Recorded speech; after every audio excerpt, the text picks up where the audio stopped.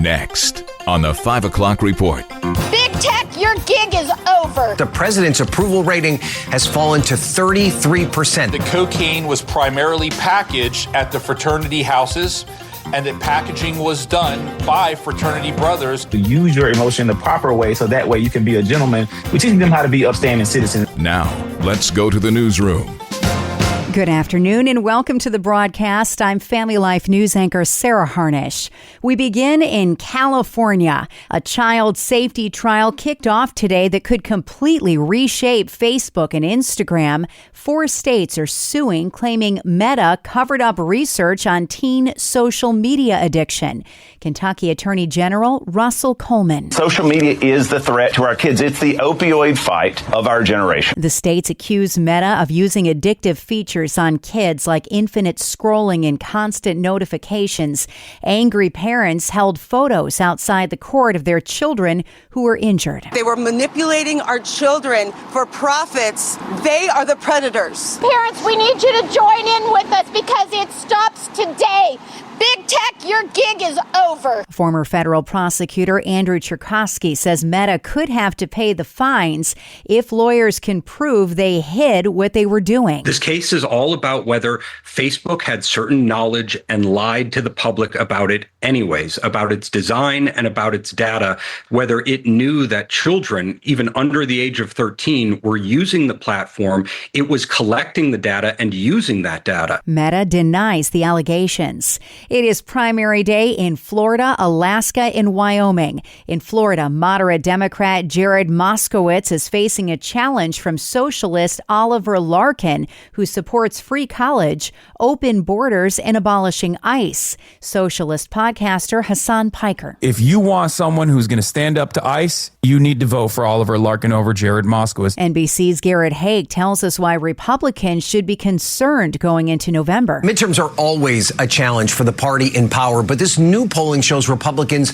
are facing serious headwinds. First, the president's approval rating has fallen to 33%. That's the lowest of his presidency. But also on the key issue of the economy, voters say they trust Democrats over Republicans for the first time in roughly a decade. In Alaska today, 2 Republicans named Dan Sullivan are running for governor. Sitting U.S. Senator Dan S. Sullivan and retired teacher Dan J. Sullivan, both of them running for the same office.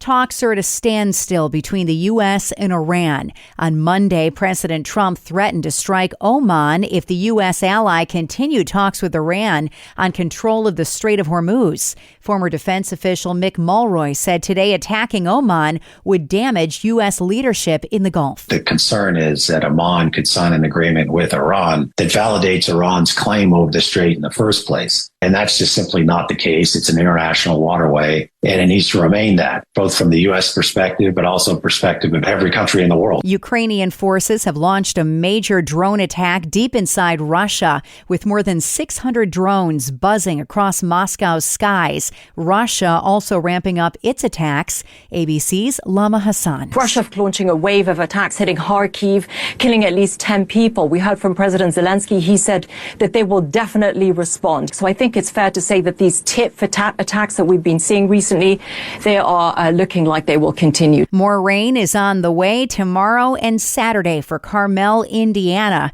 That part of the state has seen days of floods. 7 are dead. Kenny McCree Jr. got emotional as he described how random strangers in his town have stepped up to help him after his home flooded. I tell you, I got more emotional over the outpour of support than I did the act. The aftermath with all the people stepping up, that's the good stuff.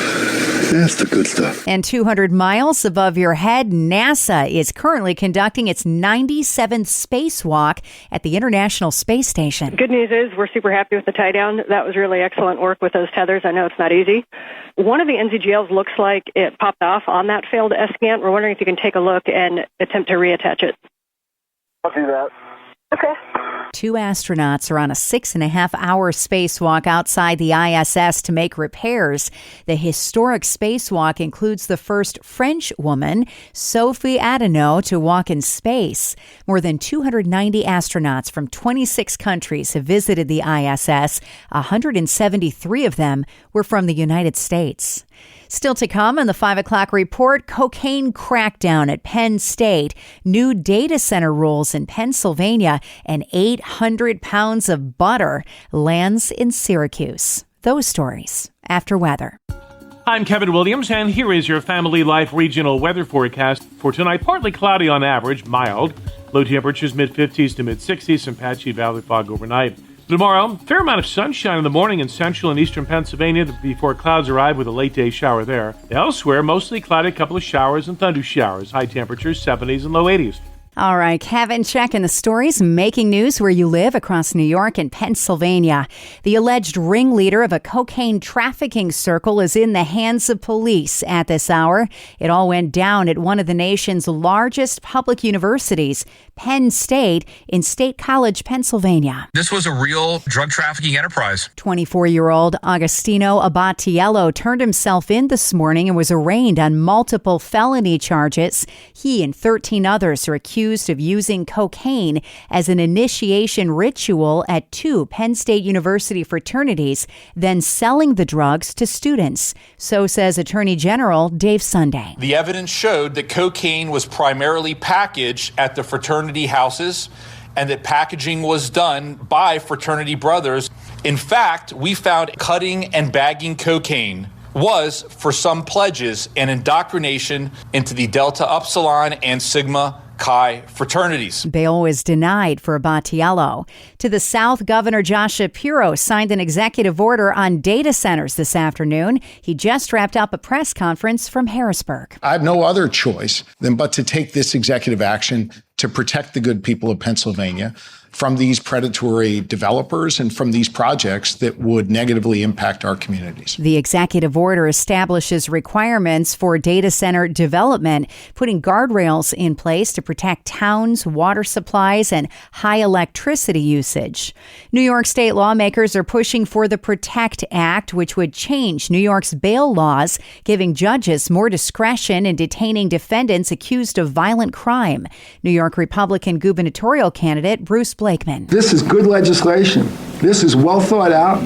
This is legislation that wasn't done in a vacuum. If passed, it would pertain to those with felony or Class A misdemeanors. The search for radioactive hotspots continues to expand in Western New York. Family Life's Mark Webster has more. Yeah, a search that began around Niagara Falls expanded south to Grand Island. And today, teams from the EPA and state DEC began fanning out into Buffalo's south towns to request testing access from homeowners. That includes the towns of Aurora, Boston, Brant, Concord, Eden, Evans, Hamburg, Marilla, and Orchard Park, though officials emphasize that the expansion does not mean they necessarily suspect any of those towns have contamination. Mark Webster, Family Life News. 800 pounds of butter has arrived in Syracuse. That can only mean one thing. The Great New York State Fair is just around the corner. 1 week from today, the annual butter sculpture will be unveiled. Marie Pelton is a butter sculptor. It's going to be a daily task, so we work generally about 8 hours a day in the booth. And we really have to manage our time very well because there's always a lot of elements, sometimes little surprises that come up here and there and things that you have to kind of fix or pay attention to. And the Little League World Series is just 1 day away. 20 teams and their fans will be welcomed into Williamsport. Businesses tell WNEP they're stoked. Little League is our most favorite time of the year. It's typically very, very, very busy. It's the best economic growth of the year, definitely. Tonight is the 20th annual Grand Slam Parade. Tens of thousands will line the parade route. Once the festivities are over, it's time to play ball tomorrow. The 12-day tournament wraps up with the championship game on August 30th. Next at 5, 2 former NBA players are making quite the scene after they announced they were trans women and declared themselves as a joke for the WNBA draft, both making a bold statement about the dangers of biological men in girls' sports.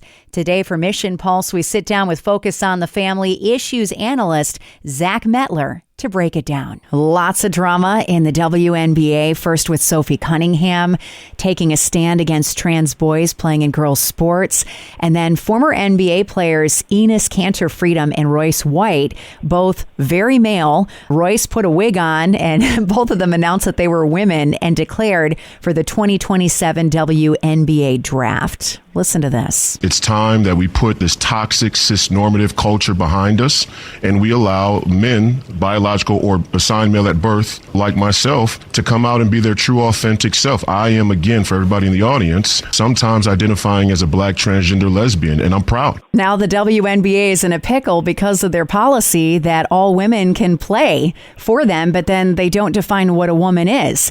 White took it even a step further. This was a Fox News interview yesterday. What happens if no WNBA team picture? I think based on my body of work in the game of basketball, what I bring to a team, it would be a clear case of discrimination, and we plan to pursue every legal route possible to hold the WNBA to their standards. All right, Zach, let's tear this apart, because no one of this caliber has taken a stand on the absurdity of men playing in women's sports until now.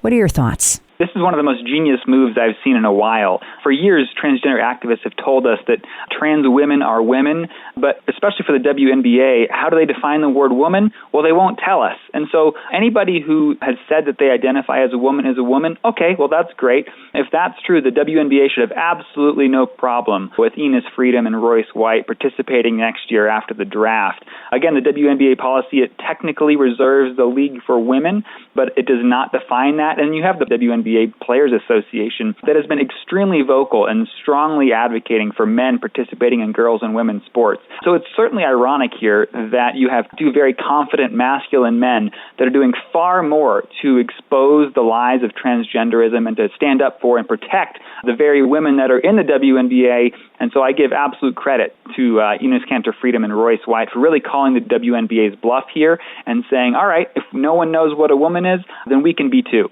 Do trans athletes deserve the right to play in women's sports? We should absolutely have compassion for those who are truly struggling with confusion over their sexual identity. That's a tough thing to go through. I know individuals who are in that spot, but the solution is not to open up women's sports to men who wish to play with women. This is the Women's National Basketball Association, and it should stay the Women's National Basketball Association. It's interesting that task force thinks that they're marginalizing others by marginalizing the trans population when actually they're marginalizing the women that play with a WNBA. It's 100% of the people in their own sport. I think they're feeling the pressure, and I hope we keep that pressure on. They can either recognize what a woman is and reserve the league to women, or they can allow the 6'10" Enes Freedom and the 6'8" Royce White to compete next season. They have a choice before them, and we'll see what they make. That's Focus on the Family's issues analyst Zachary Mettler, a writer for the Daily Citizen digital magazine. You can hear the entire Mission Pulse interview and all of our Family Life original news features